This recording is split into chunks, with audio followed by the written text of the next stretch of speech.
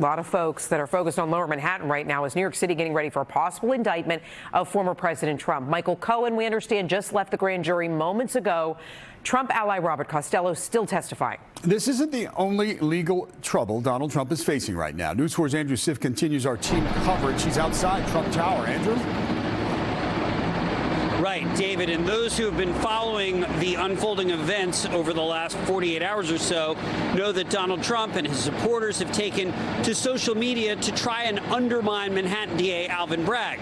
But as you indicated, Trump's lawyers are also launching a new front, facing off against some of the other legal hurdles. Pro-Trump flags outside the former president's namesake tower. Mixed feelings. How so? Bittersweet.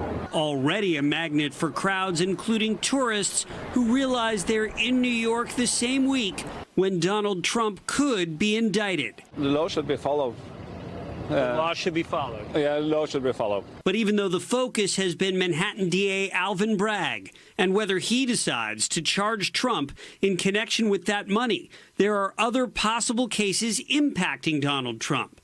While the Manhattan grand jury weighs that alleged hush money payment to Stormy Daniels in Fulton County, Georgia, the Atlanta district attorney deciding soon whether to charge Trump with election fraud. At issue, a controversial phone call to top election officials. I just want to find 11,780 votes. Trump has described that as a perfect phone call. And today his legal team filed a 400-page brief in Georgia, demanding the grand jury report be quashed and expunged, calling them unconstitutionally derived, and arguing the Atlanta DA and her team should be disqualified from any further investigation. Meanwhile, Special Federal Prosecutor Jack Smith looking into the missing documents case, the trove of classified materials found at Mar-a-Lago in recent months, and whether that becomes an obstruction charge. And the Justice Department still looking into the events of January 6th, having received the report from a congressional committee that Trump should be held responsible. As for the countdown in Manhattan, some New Yorkers outside Trump Tower today still figuring out what to think.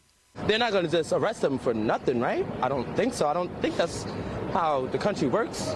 Well, sometimes it does, but, you know, I guess we'll see. Now, pretty remarkable, Donald Trump hasn't lived at Trump Tower in several years. He used it as his transition office when he was first elected president, late 2016, early 2017. But even though it's been years, still remains a magnet for tourists and New Yorkers alike. We're live in Midtown. Andrew Siff, News 4 New York. Got it, Andrew. Thank you. Our team coverage will continue throughout the night.